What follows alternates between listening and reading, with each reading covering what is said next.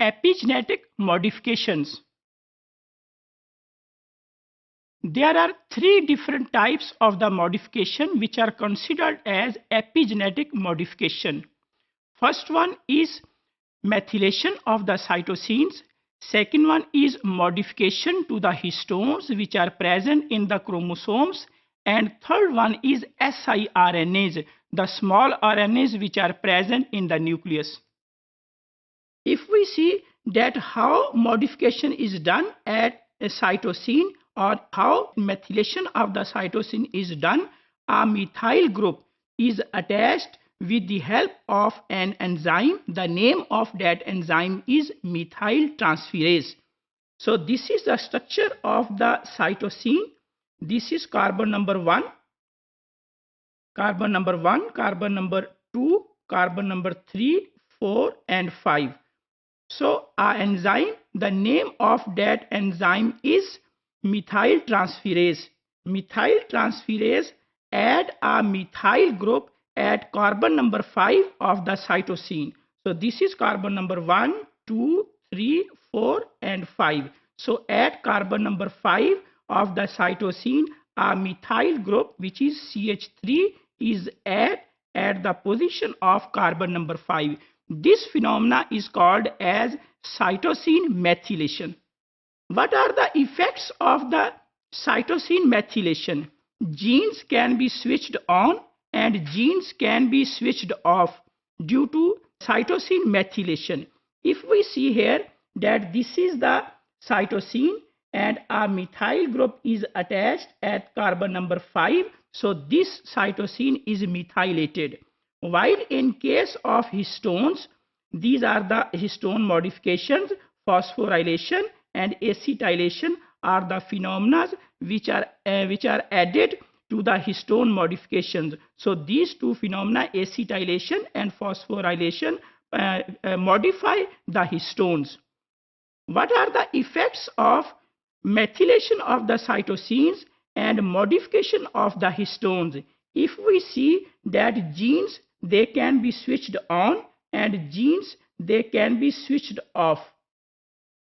If the cytosines are unmethylated, then the gene will be switched on.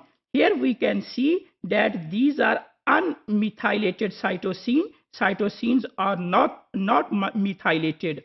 Or in other words, we can say that if there are acetylated histones, then genes, they will be switched on. While on the other hand, genes will be switched off if the cytosines, they will be methylated. So these are the cytosines. Here we can see which are present on the DNA structure.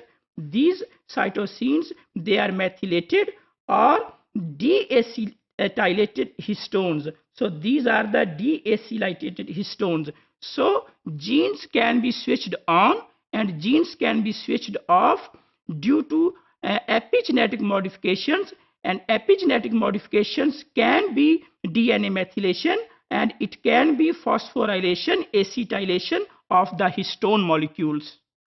In this diagram, we can see that methylated cytosine is present in CGP islands. These are called as CGP islands.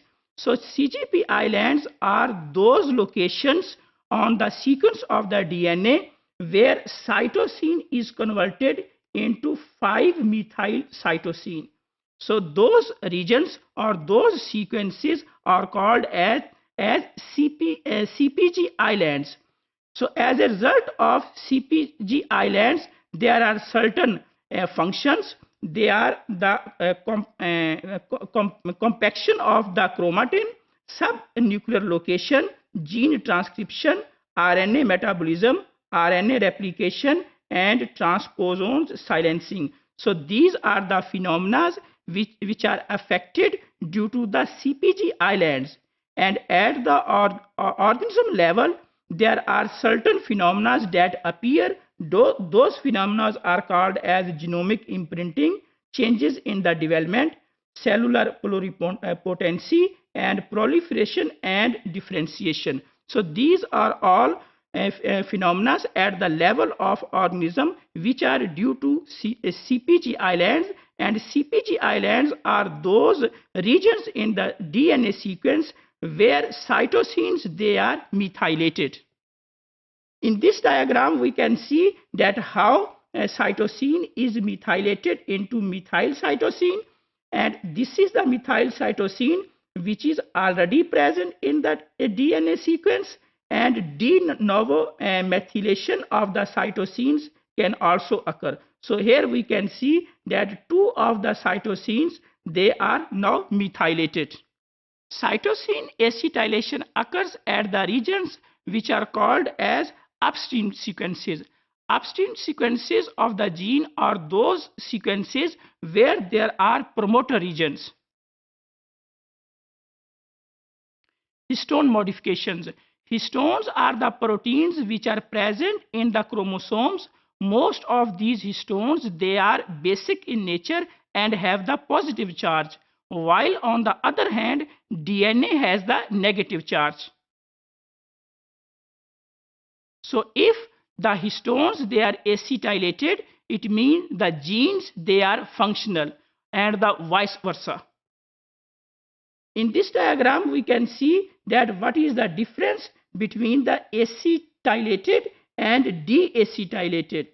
These are the histones which are acetylated, in which the compactness of the nucleosomes have been released. They are far away from each other, while on the other hand, these are the nucleosomes which are compact and placed side by side. So there is histone acyl transferase that converts the compactness of the histones into a loose form. So this is difference. So this part of the gene will be switched on. It will be switched on and it will be switched off. Histone modifications mostly occur on the extended ends of the histones. In this diagram, we can see that how the acetylations occur on the histones. These are the histones, and they have branches. This is the branch of the histone. This is the second branch of histone H2B. This is the branch of histone H2A, and this is the branch of histone H3. On the branches of the histones, we can see that there is acetylations. These are the acetylations which are present on the branches of the histones. Histone acetylation is due to two enzymes. One of the enzyme is HAT, histone acetyl transferase, while the second enzyme is HDAC, that is histone deacetylase. Higher the level of the acetylation, it means the gene will be more expressed. Epigenetic modifications can also occur due to small RNAs. Those RNAs, they are called as siRNAs.